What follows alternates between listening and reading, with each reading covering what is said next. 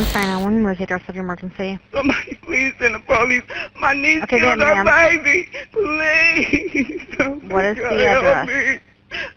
5957 Wildway. Okay, ma'am. Lord, help me. Ma'am, who were you just you were just talking to somebody. Who were you just talking to?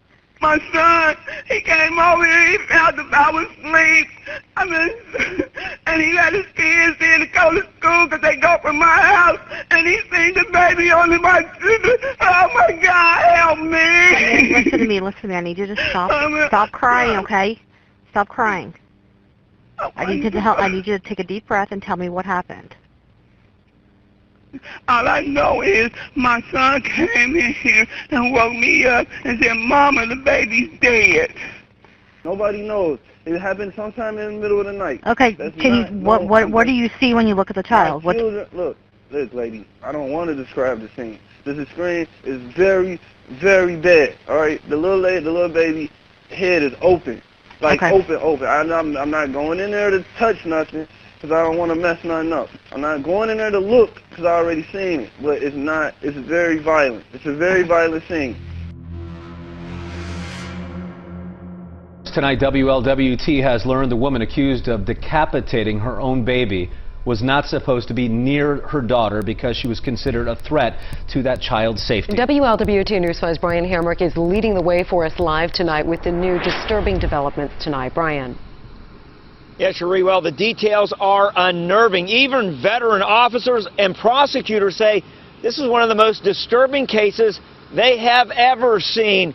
And tonight we're learning more about this woman who wasn't even supposed to be anywhere near her daughter.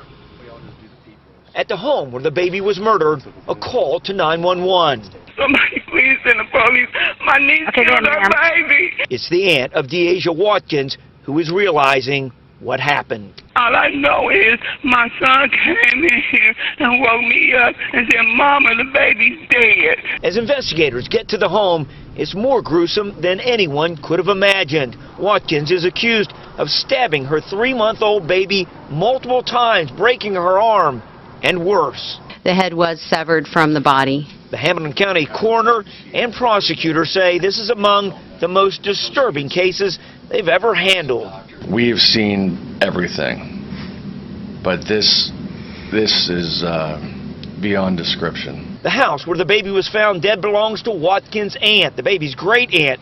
Court documents show custody of the baby was taken from Watkins March 6th and given to Job and Family Services, then to the aunt.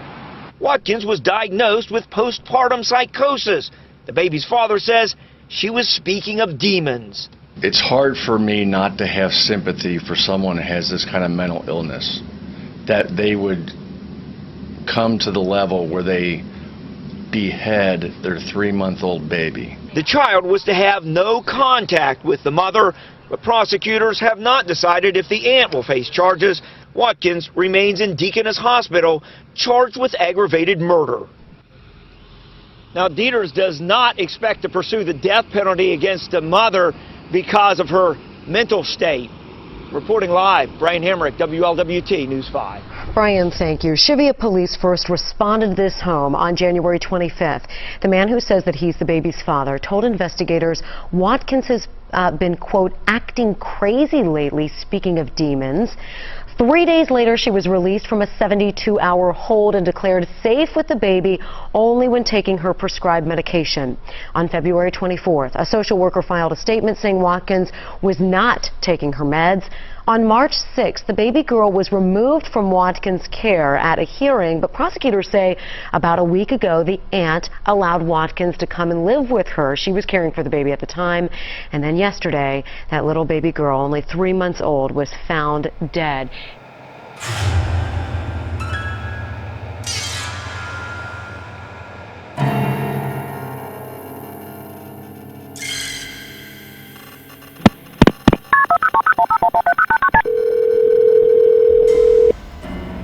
You've reached Montgomery County 911. Please do not hang up. An agent will be right with you. Montgomery County 911, what is the address of the emergency? What's the emergency? I have a baby in a car. It's been here from when it's reported to me about 45 minutes. The mother came out. She reported that she had something going on and she didn't want her baby to be in danger in the house. So now it's a second report that has come to my attention about the baby being in this vehicle. Okay. Okay, what's your name? My name is... And are you like the manager there? No, ma'am. Are you just a citizen? Back up off me, please. I'm sorry? You need to back up off me, ma'am. Hello? Okay, I'm getting ready to be, I'm being attacked by 2 females at 19041. Okay, why are they attacking you? Because they came to check on the baby out here. What kind of vehicle is it? It's blue, looks like a Toyota. A blue Toyota? Is it an SUV? No, it looks like a 4-door car. Okay. Where are the ladies now? She's trying to sit behind me. She's trying to do what? Hello? It's a blue Corolla. Okay, where are the ladies now, sir? They're still facing me down. They're still chasing you down? Yes, they're walking after me. Do you live around there? Yes. What? Okay, you live in... 190401 Cherry Bend Drive. 19041 Cherry Bend Drive. That is correct. Okay, is there an apartment? Back up off me, ma'am. Is there an apartment number associated with that? That is my business. Kid in the car for an hour is my business. A baby in the car for an hour is my business. Okay.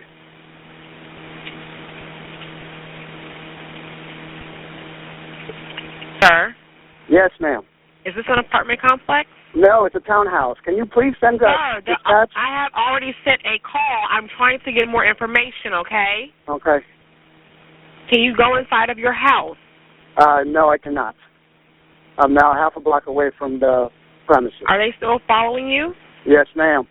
Do you see any weapons in their hand? No. Are they saying anything? No, she seems to be responding to internal stimuli. I'm sorry, she's what? Responding to internal stimuli. Which is what? Oh, my goodness. So I'm asking you a question. Yes, but I can't tell you that when she's right in front of me.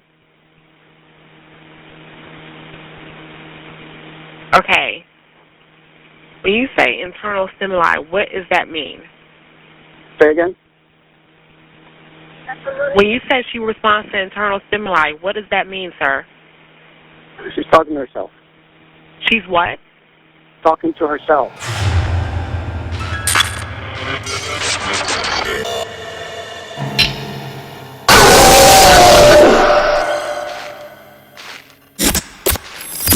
But first, at 6:30, we are learning more now about 2 women charged with killing 2 children while performing what they believe to be an exorcism. Tonight, we are hearing from a pastor who is trying to help the children's mother. Richard Reeve is in Germantown now. He's got that interview. Richard. Well, Scott, this small memorial here continues to grow with stuffed animals and candles and flowers. Today we learned more about the violence that allegedly occurred here, the 2 women in jail, and the 2 young lives that were lost. A devastating Sunday for those visiting this growing memorial. Overwhelming. Overwhelming sadness. It was in this Germantown townhouse where 28-year-old Zykia Avery and her friend, 21-year-old Manifa Sanford, are accused of stabbing to death Avery's 2 youngest children and wounding her 2 other youngsters. I just don't understand why, how this could happen, how to take the children's lives like this. Nestled in the memorial is a photo of Avery's 4 children, 1-year-old Narelle and 2-year-old Ziana, who were killed, and 5-year-old Tania and 8-year-old Martello, who are in the hospital. Police say in doing the stabbings, Avery and Sanford believed they were performing an exorcism, driving out demonic spirits. ABC 7 News has learned that the women met recently at a Germantown church where services feature the casting off of demons through dance and prayer. Apparently not satisfied that was enough, Avery and Sanford left the church and started calling themselves the Demon Assassins. They allegedly came to believe that one of the children was possessed. Sources say Friday morning they used a knife to cut the demon out of that child's chest, but then believing the demon jumped into the next child, they repeated the cutting again and again until all 4 had been attacked. Avery has a long history of mental illness, including at least 2 hospitalizations. Sanford has no such history, and authorities say they're baffled as to how 2 people could share such a bizarre delusion.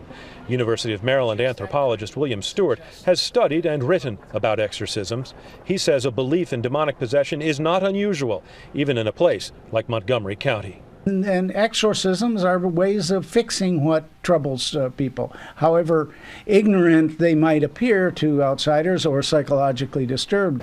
It's just scary. I mean, it's scary and it's sad. Now, as we said at the outset, police have released a couple of 911 calls in this case. There were 2 phone calls made. The night before the murders were discovered, when a man called to say that he found a child in the car. And then the next morning, when a woman said she looked out and saw something that was terrifying to her, and she called police, this is what she had to say.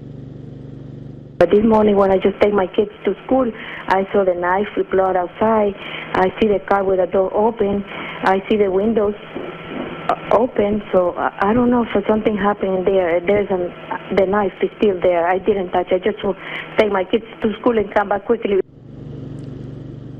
Now, sources are telling us that law enforcement is crediting that woman and that phone call with saving the lives of the 2 surviving children. And that is because when paramedics first got here, they found the 5-year-old girl in full cardiac arrest. She had been stabbed deeply, a lung punctured, but they were able to bring her back. And as for the 8-year-old boy, when police burst into the home using keys that they found in the ignition of that car the woman was describing, they encountered the woman with the 8-year-old boy. He had been deeply cut and he was soaking wet. We're now told by sources the woman says the boy was wet because she had taken him into the shower to wash away the demons. Horrible, bizarre story out here, to be sure. In Germantown, Brad Bell, ABC 7 News.